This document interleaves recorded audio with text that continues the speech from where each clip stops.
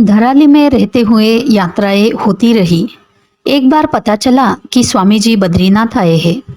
मैं भी धराली से बद्रीनाथ पहुंच गई। वहां स्वामी जी से मिली। वर्षों बाद उनके साथ के लोगों से मिलना हुआ। अब तो सबको पता चल गया था कि मैं हिमालय आ गई हूँ। मैंने गुरुजी से कहा कि आपने कहा था मंत्र दूंगा। बोले अभी पितृपक्ष है। बद्रीनाथ में ब्रह्म कपाल पर पूजा का विशेष कार्यक्रम था। नवरात्र में स्वामी जी लौटे, बोले हरिद्वार चलो। हम भी साथ में हरिद्वार आ गए। दूसरे दिन सुबह स्वामी जी दातुन ढूंढ रहे थे। नारियल के तिनके का दातुन हमने लाकर स्वामी जी को दे दिया। दातुन पकड़ाते समय उनकी उंगली छू गई।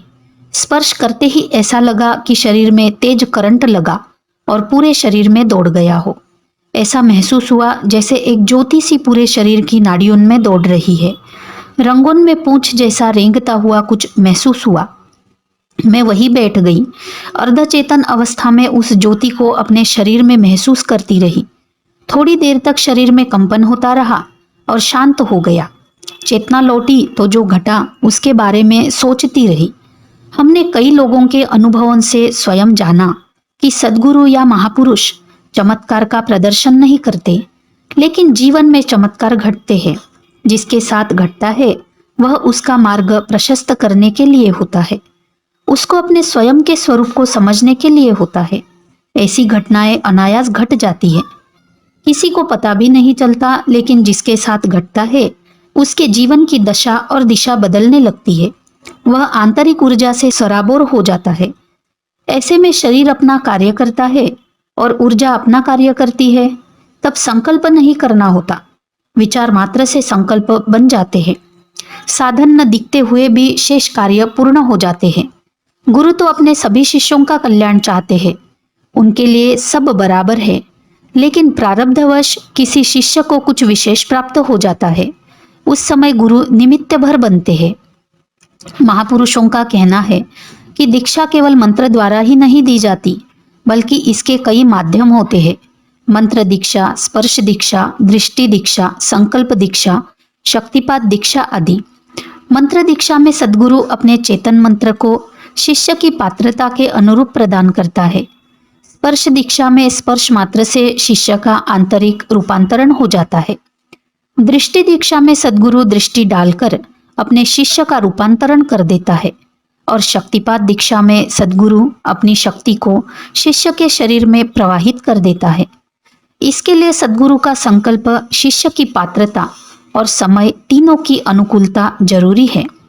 इसके बाद शिष्य के ऊपर निर्भर करता है कि वह अपने सद्गुरु के बताए मार्ग का अनुसरण करते हुए अपनी आंतरिक यात्रा को आगे बढ़ाए, जिससे उसे अपने स्वरूप का बोध हो सके। संकल्प दीक्षा में शिष्य की उपस्थिति अनिवार्य नहीं होती।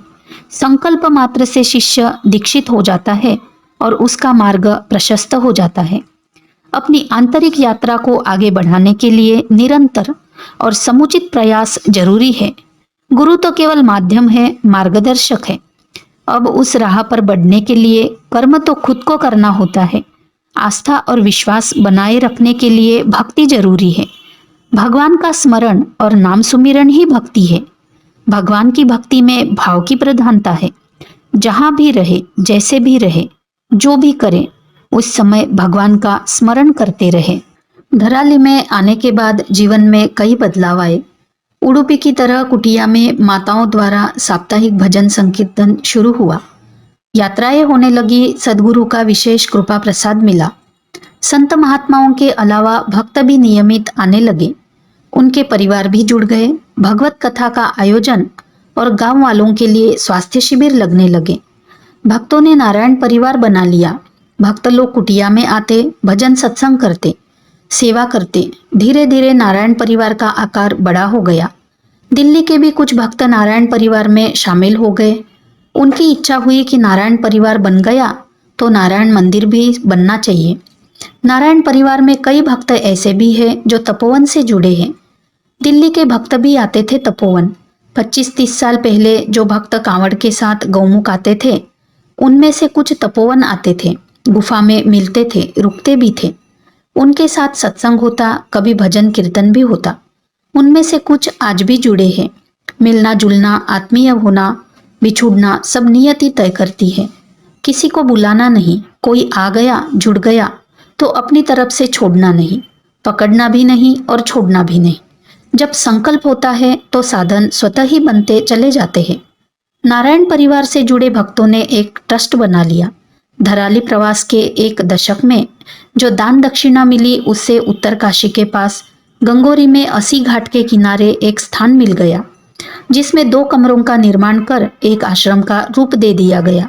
उसके बाद नारायण की इच्छा हुई और न केवल आश्रम का विस्तार हुआ, बल्कि आश्रम में ही नारायण का भव्य मंदिर बन गया और ऊपरी मंजिल पर बाल हनुमान विराजित हो गए। हनुमान जी के आने की भी एक कथा है। कई वर्ष पूर्व उडुपी में स्वप्न देखा कि हम किसी सहेली के साथ घर त्यागने को लेकर चर्चा कर रहे थे। तभी पीछे से किसी ने साड़ी का पल्ला खींचा, लेकिन हमने ध्यान नहीं दिया। दोबारा फिर हुआ तो हमने झटक दिया। तीसरी बार एक झटका सा लगा। पीछे मुड़कर देखा तो एक सफेद रंग का छोटा सा बंदर मेरी साड़ी का पल्ला पकड़े है। ऐसा सुंदर बंदर हमने पहली बार देखा। हमें देखते ही आगे के दोनों हाथ उठाकर प्रणाम करने की मुद्रा में बैठ गया। उसकी आकर्षक मुद्रा से अभिभूत होकर बाल हनुमान के रूप में उसे निहारती रही। थोड़ी देर में वह हमारी भाषा में बोला कि मैं आपके घर आऊंगा। मैं हैरान, दोबारा फिर और जोर से बोला कि मैं आपके घर आऊंगा। जैसे ही मैंने चलने को कहा तो उछलकर मेरे कंधे पर बैठ गया और खुशी से झूमने लगा। मैं उसे घर ले आई, लेकिन घर की चौखट पार करने के पहले ही गायब हो गया। सुबह का समय था। सारा दिन वह दृश्य आंखों के सामने घूमता रहा। ऐसे दृश्य कई बार दिखाई दिए। तपोवन में भी हनुमान स्वरूप में दिखाई दिए। स्वप्न देखना आम बात है। कुछ सुबह याद रहते हैं और थोड़ी देर में भूल जाते हैं, लेकिन जब स्वप्न दिमाग से निकले ही नहीं और बार बार उसकी पुनरावृत्ति हो, तब उसका कोई निहितार्थ होता है। श्री कृष्ण के बाल स्वरूप लड्डू गोपाल की छवि के साथ बाल हनुमान की छवि मेरे अंतर्मन में बैठ रही। जब नारायण मंदिर की स्थापना हुई तब भी वह घटना मेरे दिमाग में रही। फ्रांस के एक भक्त मिलोवन कई वर्षों से जुड़े थे। नारायण मंदिर की स्थापना में उनका विशेष सहयोग रहा। एक दिन चर्चा में मैंने उन्हें स्वप्न की बात बताई और विचार ने मूर्त रूप ले लिया। सफेद बंदर को जिस प्रणाम की मुद्रा में देखा था, उसी मुद्रा में हनुमान जी की मूर्ति मिल गई। उसके लिए ज्यादा प्रयास भी नहीं करना पड़ा। नारायण मंदिर के ऊपरी मंजिल पर बाल हनुमान जी की प्राण प्रतिष्ठा हो गई। आज भी आश्रम आने वाले भक्तों को सबसे पहले प्रणाम की मुद्रा में बाल हनुमान जी के दर्शन होते हैं। गंगोरी आश्रम में भी प्रत्येक मंगलवार को माताएं कीर्तन करती हैं। कीर्तन से संसार में रहते हुए संसार का संबंध छूटता है और भगवान के साथ संबंध जुड़ता है। कीर्तन में आनंद के लिए जीभ से प्रभु का कीर्तन, मन से उसका चिंतन और दृष्टि से उनका स्वरूप देखना चाहिए। जो सत्संग करता है वही संत बनता है। 10 वर्ष लगातार धराली प्रवास के बाद अब शीतकाल में गंगोरी और ग्रीष्मकाल में धराली प्रवास होता रहा। साधु महात्मा और भक्तगण गंगोत्री यात्रा के दौरान गंगोरी और धराली में विश्राम करते। संत सेवा दोनों स्थानों पर आज भी सुचारू रूप से जारी है। नारायण की कृपा से दोनों स्थानों पर स्वास्थ्य शिविर और श्रीमद् भागवत कथा का आयोजन होने लगा। नारायण परिवार प्रतिवर्ष ऐसे आयोजन करने लगा। गंगोरी में तो डॉक्टर की स्थायी व्यवस्था कर दी, जो आसपास के गांवों के रोगियों की जांच कर उन्हें निःशुल्क दवाएं देने लगे। गंगोत्री और तपोवन में रहते हुए कभी इस तरह का विचार ही नहीं आया। बस अंतिम समय तक संत सेवा का ही संकल्प रहा। जब तपोवन में शरीर ने जवाब दे दिया, तब भी वही शरीर त्याग देने की इच्छा रही। इसीलिए लाल बाबा से नीचे जाने को मना कर दिया था, लेकिन नियति को कुछ और मंजूर था। नारायण को कुछ और ही दिखाना था। इसलिए यह शरीर जीर्ण शीर्ण अवस्था में तपोवन से हरिद्वार पहुंच गया। डॉक्टर के हिसाब से एक नया जन्म मिला, लेकिन उन्होंने यह भी कह दिया था कि ज्यादा दिन तक नहीं रहेगा। लेकिन नारायण को तो अपना परिवार बनाना था, अपना स्थान बनाना था। हनुमान जी को भी बाल स्वरूप में अपना आसन लेना था। इसलिए इस शरीर को लेकर 2 दशक पहले हरिद्वार में डॉक्टरों की राय और आशंका को नारायण ने खारिज कर दिया। गंगोरी और धराली में वर्ष के विभिन्न आयोजनों में नारायण परिवार के सदस्य आकर गांव के लोगों की सेवा करते।